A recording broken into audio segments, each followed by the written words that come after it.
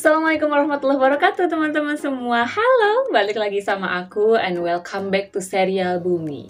Jadi hari ini sesuai judul aku akan bahas buku ke-14 dari Serial Bumi yang judulnya Matahari Minor. Jadi sebenarnya buku ini itu terbit tahun kemarin sekitar bulan Oktober November gitu ya. Tapi aku baru beli bulan kemarin ya teman-teman. Nah, aku juga bikin video unboxing sekaligus bacain sinopsisnya buat teman-teman yang belum tonton. Silahkan ditonton dulu ya, nanti linknya aku taruh di description box. Di video kali ini aku akan cerita isi dari novel Matahari Minor dan videonya itu akan aku bagi menjadi 2 part ya. So, langsung saja kita mulai ceritanya.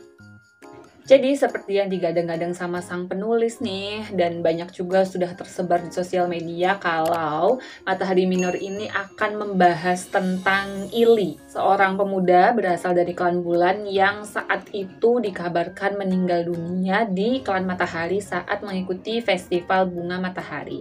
Sedikit informasi ya guys, jadi sosok aku di novel Matahari Minor ini adalah Sally. Jadi kalau di novel yang lain kayak Bumi, Bulan, Matahari itu kan sosok akunya itu adalah Raib ya. Tapi yang bercerita di sini kali ini itu adalah Sally. Jadi kisahnya itu dimulai dari Sally yang mengalami mimpi yang sama secara berturut-turut. Tepatnya itu selama 7 kali ya.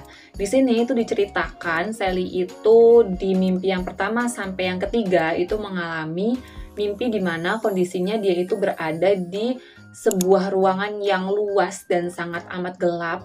Di situ dia sendirian dan bingung nih mau kemana gitu, karena setiap dia berlari ke semua arah itu dia tidak menemukan jalan keluar. Nah, tangan Sally itu kan bisa mengeluarkan cahaya ya. Jadi meskipun ruangannya gelap gulita, dia berusaha untuk menggunakan kekuatannya agar ruangan itu bisa terlihat, tapi tetap tidak ada yang bisa dia lihat gitu. Nggak ada jalan keluar sama sekali. Dan lama-kelamaan kekuatan yang dia miliki itu habis, dan akhirnya ketika kekuatannya habis, dia itu terbangun dari mimpinya. Nah, di mimpi yang keempat, Sally tuh ngerasa dia tuh nggak sendirian. Jadi ketika dia berlari, mencoba untuk mencari jalan keluar, dia tuh ngerasa kayak ada yang ngikutin gitu di belakang. Tapi setiap kali dia nengok ke belakang untuk ngecek ada siapa gitu, ternyata nggak ada siapa-siapa guys. Sampai akhirnya kekuatan yang dia gunakan habis lagi dan dia juga terbangun lagi dari mimpinya. Di mimpi yang kelima ada perbedaan yang sangat signifikan. Dia itu bukan lagi berada di ruangan yang sangat amat luas, tapi dia itu berada di sebuah kotak seperti peti mati gitu.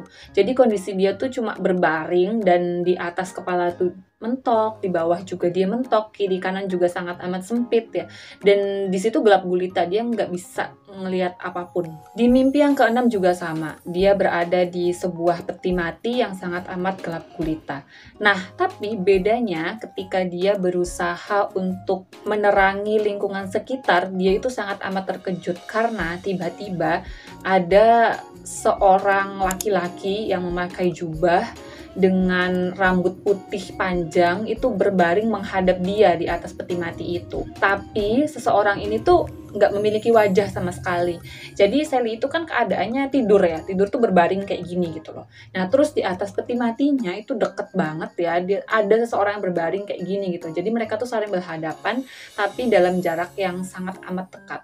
Di situ Sally tuh terkejut dan langsung terbangun dari tidurnya. Nah, di mimpi yang ketujuh, dia kembali ke lokasi pertama, yaitu ruangan yang sangat amat luas dan gelap gulita. Di mimpi yang ketujuh ini, dia ngerasa kembali diikuti oleh sesuatu atau seseorang. Setelah berkali-kali ngecek ke belakang ada siapa gitu, akhirnya Sally itu menemukan sebuah peti mati yang tiba-tiba muncul di belakang dia. Dia tuh ngedeketin gitu pelan-pelan peti mati itu apa dan di dalamnya itu ada siapa.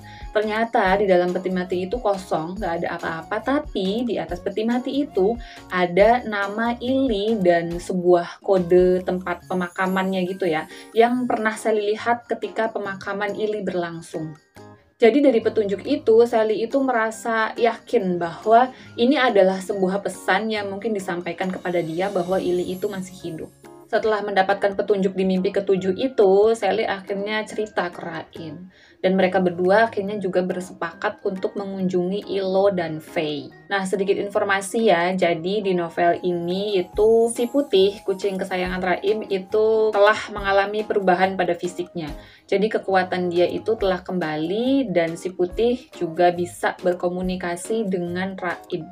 Dalam petualangan kali ini, meskipun nggak ada Ali ya, tapi Sally dan Raib itu ditemani oleh si Putih. Begitu juga saat mengunjungi Ilo dan Faye di Klan Bulan. Di sana, Sally itu bercerita semuanya tentang mimpi-mimpinya, tentang apa pendapat mereka berdua tentang Ili gitu. Mereka berdua juga meminta izin kepada Ilo dan Faye untuk ngecek langsung nih ke makamnya apakah jasad Ili itu ada di situ atau enggak. Ilo dan Faye yang punya harapan tinggi bahwa Ili itu masih hidup akhirnya mengizinkan Sally dan Raib pergi ke pemakaman di Klan Bulan untuk ngecek secara langsung jasad Ili itu ada nggak di makamnya gitu. Akhirnya setelah mendapat izin dari Ilo dan Faye, mereka bertiga bersama si Putih ya mengunjungi sebuah distrik yang namanya itu distrik Hari Telah Petang. Itu adalah sebuah distrik yang memang khusus untuk pemakaman warga Klan Bulan. Nah, di situ Ili itu dianggap sebagai pahlawan ya. Jadi kompleks pemakamannya itu khusus, bukan kompleks pemakaman biasa orang biasa gitu loh. Jadi dia tuh dimakamkan bersama dengan para pahlawan atau panglima di Klan Bulan. Tujuan Sally dan Raib datang ke situ itu kan untuk membongkar peti matinya Ili ya. Jadi Raib tuh berpikir kalau misalkan mereka berdua datang sesuai jadwal yang diberikan oleh pengurus pemakaman, nanti mereka malah nggak bisa ngelihat langsung peti matinya gitu. Akhirnya Ili dan Sally itu menyelinap masuk ke dalam peti mati Ili. Dan ketika mereka sampai di situ, mereka tuh dibuat terkejut karena di dalam peti mati itu tidak ada siapa-siapa. Di situ hanya ditemukan sebuah alat kecil seperti proyektor gitu yang mengeluarkan proyeksi jasad Ili.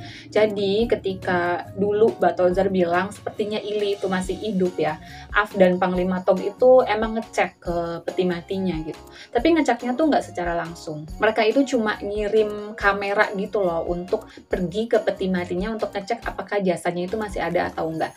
Nah, di gambar yang dihasilkan oleh kamera itu, di situ terekam bahwa jasad Ili itu masih ada. Ternyata jasad itu tuh udah nggak ada, guys. Jadi yang terekam di video tersebut itu adalah hasil dari proteksi yang ada di situ gitu.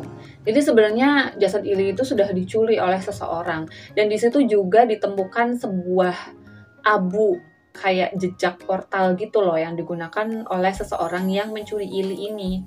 Setelah mengetahui fakta tersebut, akhirnya Raib dan Sally itu memutuskan untuk bertemu dengan Batozar untuk menceritakan semuanya karena orang pertama yang bilang bahwa Ili masih hidup itu kan Batozar ya. Makanya Sally dan Raib itu pengen minta pendapat ke Batozar gitu loh, gimana caranya menemukan jasad Ili yang sudah hilang ini gitu.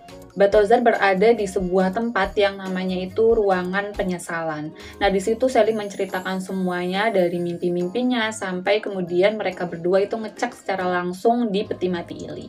Akhirnya Batozar menyimpulkan sesuatu. Dia berpikir bahwa sepertinya orang yang mencuri jasad Ili itu adalah seseorang yang berasal dari klan Matahari Minor. Batozar mengatakan bahwa klan Matahari Minor itu adalah klan yang terkutuk dan sangat amat berbahaya. Tapi Sally dan Raib itu memaksa Batozar untuk memberitahu di mana portal yang bisa digunakan untuk masuk ke klan tersebut. Karena Sally dan Raib ini pengen banget nyelamatin Ili. Akhirnya Batozar itu memberitahu ada 3 cara yang bisa digunakan untuk masuk ke klan Matahari Minor. Yang pertama itu melalui labirin. Tapi tidak ada orang yang tahu persis di mana labirin ini berada. Jadi butuh waktu yang sangat amat lama ya, bertahun-tahun untuk menemukan labirin ini. Yang kedua itu melalui portal lidah api. Nah, portal inilah yang digunakan oleh seseorang untuk mencuri jasad Ili ini. Makanya waktu Raib dan Sally ngecek ke peti mati itu ada abu bekas portal tersebut ya. Nah, yang bisa menguasai portal ini itu cuma beberapa orang doang dan Batozar tuh nggak tahu gitu siapa yang bisa menggunakan portal ini. Nah, cara yang ketiga itu hanya Bibi Gil yang tahu. Makanya Batozar bilang, "Sok, kalau kamu mau tahu cara masuk ke klan Matahari Minor, maka temui Bibi Gil, jangan tanya sama saya," gitu. Setelah menemui Batozar, Sally dan Raib akhirnya langsung menuju ke Ebititi untuk menemui Bibi Gil. Setelah bercerita secara lengkap ya apa yang terjadi dan tujuan mereka untuk ke Matahari Minor itu apa, Bibi Gil itu ternyata tidak mau membantu. Dia tidak mau memberitahu di mana portal itu berada. Karena Bibi Gil tuh ngerasa kalau dia tuh udah nggak mau gitu loh ikut campur sama urusan dunia paralel. Akhirnya Raib dan Sally itu menyerah ya, dia nggak bisa berbuat apa-apa karena Bibi Gil juga nggak mau bantu gitu. Tapi tiba-tiba si Putih datang dari belakang dan berbicara dengan Bibi Gil. Seperti yang kita ketahui, si Putih dan Bibi Gil ini kan merupakan teman dekat ya, karena mereka pernah berpetualang bersama. Jadi si Putih itu berbicara panjang lebar untuk sedikit membujuk Bibi Gil supaya dia mau membantu Raib dan Sally. Nah, percakapan antara si Putih dan Bibi Gil ini sudah aku buatkan audiobook ya. Quotes dari novel ini juga ada di dalam percakapan tersebut. Jadi buat teman-teman yang mau tahu silahkan dengerin audiobooknya ya. Nanti linknya aku taruh di description box. Meskipun mau ngebantu ya, tapi Bibi Gil itu cuma nyuruh Sally dan Raib itu pergi ke klan Matahari. Jadi ada sebuah ruangan besar yang di dalamnya itu berisi kapal ekspedisi klan Aldebaran 40.000 tahun lalu. Dan kata Bibi Gil, udah pergi aja dulu ke sana, nanti kalau udah nyampe sana, kalian berdua pasti akan tahu arah mana yang harus dituju ke Matahari Minor.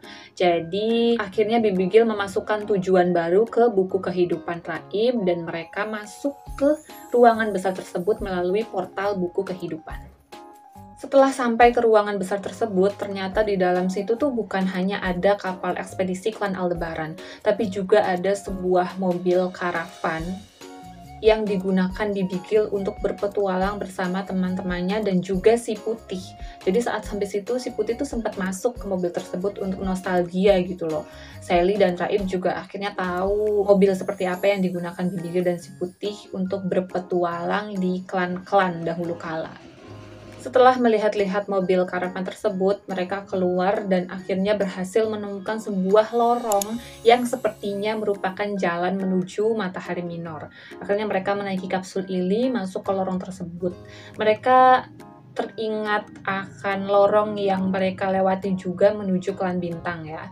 Jadi lorong itu sangat amat panjang sampai Sally tuh hampir putus asa gitu. Ini bukan sih lorongnya gitu loh, Kak.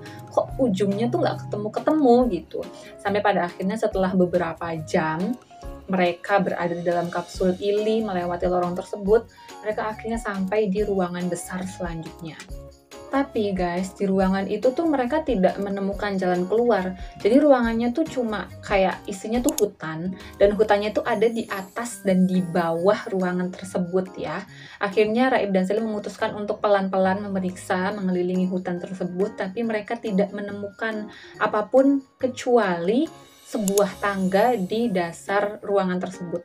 Mereka akhirnya turun ke situ, tetapi ketika keluar dari ili, mereka diserang oleh segerombolan monyet yang bisa terbang. Nah, mereka di situ bertarung dengan monyet tersebut dan ternyata kalah, guys. Jadi monyet itu tuh menyerang Raib dan Sally dengan buah yang bisa mengeluarkan serbuk gitu. Nah, ketika si Putih, Raib, dan Sally menghirup serbuk dari buah tersebut, mereka itu jatuh pingsan dan monyet itu akhirnya memenangkan pertarungan. Nah, terus di mana nih portal menuju klan Komet Minornya gitu loh. Nah, kisah selanjutnya itu akan aku bahas di video part 2 ya. Jadi buat teman-teman yang penasaran, stay tune di channel aku, jangan lupa subscribe dan aktifin loncengnya. See you in the next video. Terima kasih untuk teman-teman yang sudah menonton. Wassalamualaikum warahmatullahi wabarakatuh.